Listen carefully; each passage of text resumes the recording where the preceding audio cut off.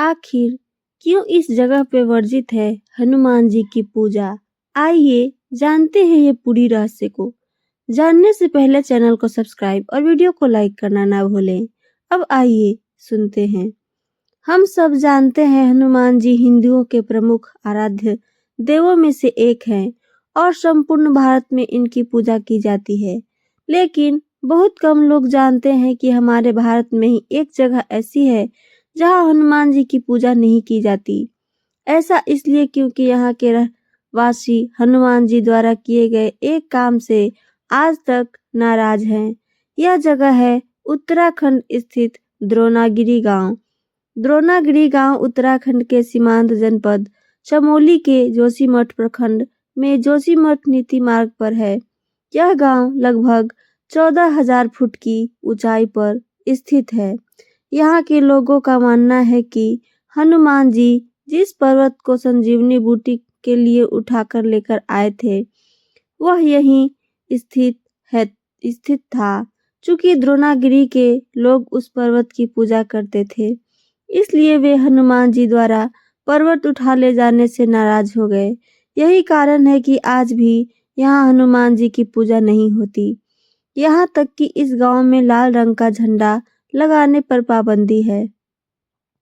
द्रोणागिरी गांव के निवासियों के अनुसार जब हनुमान बूटी लेने के लिए इस गांव में पहुंचे तो भ्रम में पड़ गए। उन्हें कुछ सूझ नहीं रहा था कि किस पर्वत पर संजीवनी बूटी हो सकती है।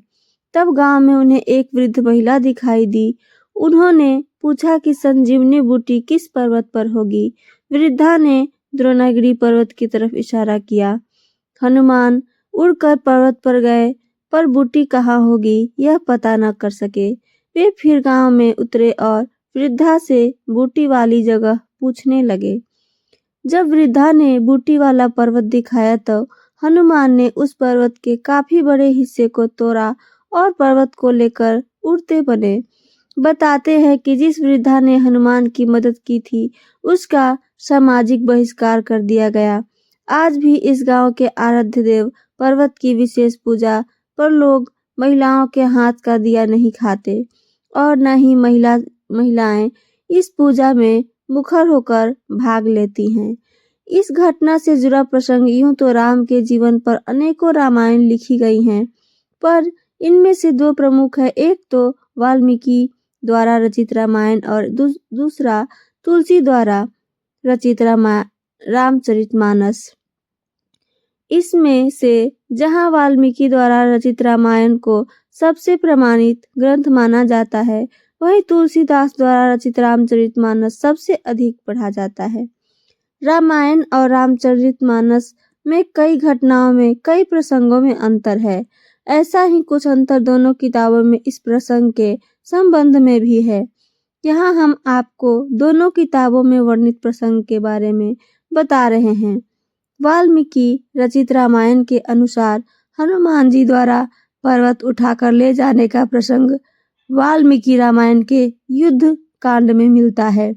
वाल्मीकि रामायण के अनुसार रावण के पुत्र मेघनाद ने ब्रह्मास्त्र चलाकर श्री राम और लक्ष्मण सहित समूची वानर सेना को घायल कर दिया था। अत्यधिक घायल होने के कारण जब श्री राम और लक्ष्मण बेहोश हो गए तो मेघनाद प्रसन्न होकर वहां से चला गया।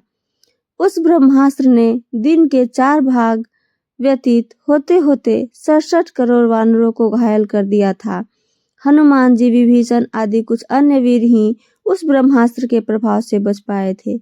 जब हनुमान जी घायल जामवंत के पास पहुंचे तो उन्होंने कहा, इस समय केवल तुम ही श्री राम, लक्ष्मण और वानर सेना की रक्षा कर सकते हो। तुम शीघ्र ही हिमालय पर्वत पर जाओ और वहां से औषधियां लेकर आओ जिससे कि श्री राम, लक्ष्मण व वानर सेना पुनः स्वस्थ हो जाएं। जामवंत ने हनुमान जी से कहा कि हिमालय पहुंचकर तुम्हें ऋषभ तथा कैलाश पर्वत दिखाई देंगे। उन दोनों के बीच में औषधियों का एक पर्वत है जो बहुत ही चमकीला पर्वत है। वहां तुम्हें 4 औषधियां दिखाई देंगी जिससे सभी दिशाएं प्रकाशित रहती हैं।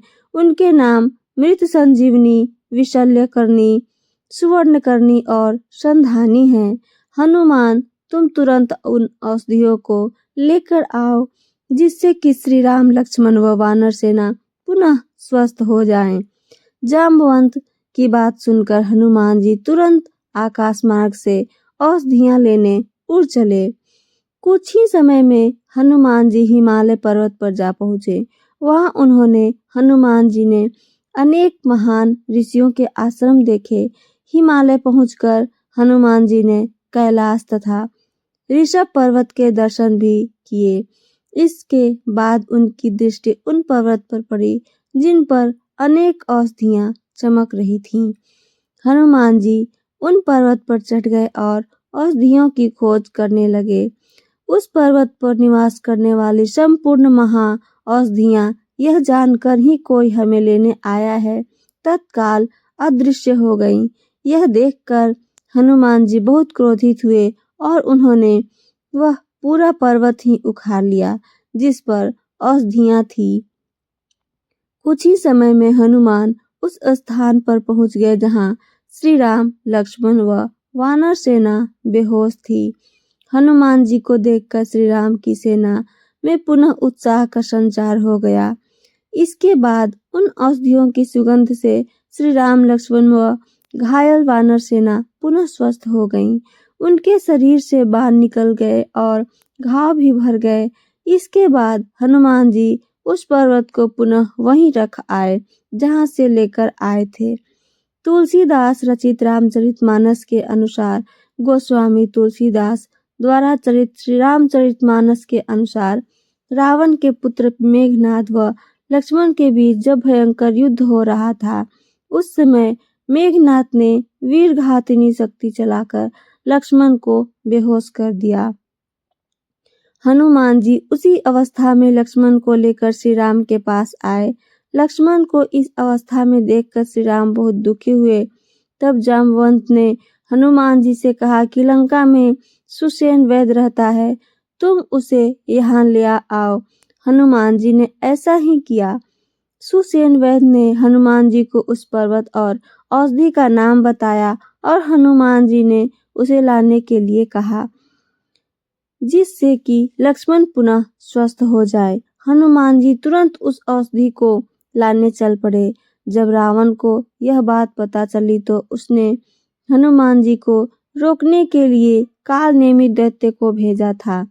कालनेमी दैत्य ने रूप बदलकर हनुमान जी को रोकने का प्रयास भी किया, लेकिन हनुमान जी उसे पहचान गए और उसका वध कर दिया।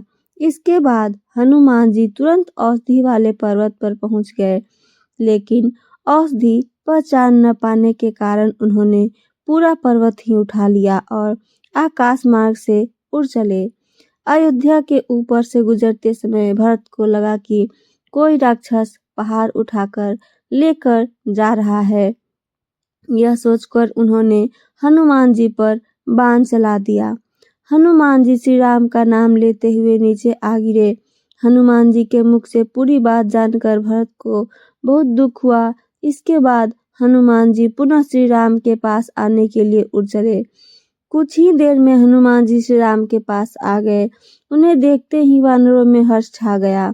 सुसेन वैद्य ने औषधि पहचान कर तुरंत लक्ष्मण का उपचार किया जिससे वे पुनः स्वस्थ हो गए थे।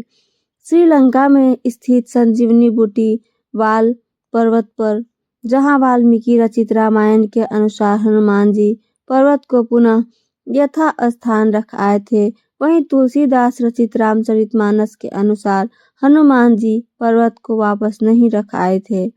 उन्होंने उस पर्वत को वहीं लंका में ही छोड़ दिया था। श्रीलंका के सुदूर इलाके में श्रीपद नाम का एक पहाड़ है। मान्यता है कि यह वही पर्वत है जिसे हनुमान जी संजीवनी बूटी के लिए उठाकर लंका ले गए थे। इस पर्वत को एडम्स पीक भी कहते हैं। यह पर्वत लगभग 2200 मीटर की ऊंचाई पर स्थित है। श्रीलंकाई लोग इसे रहुमासाला कांडा कहते हैं। इस पहाड़ पर एक मंदिर भी बना हुआ है। तो ये थी मेरी आज की कहानी। मेरी कहानी या जानकारी आप सबको पसंद आई हो तो चैनल को सब्सक्राइब और वीडियो को लाइक, साथ साथ अपना कमेंट करना ना भूलें दोस्तों। सुनने के लिए धन्यवाद।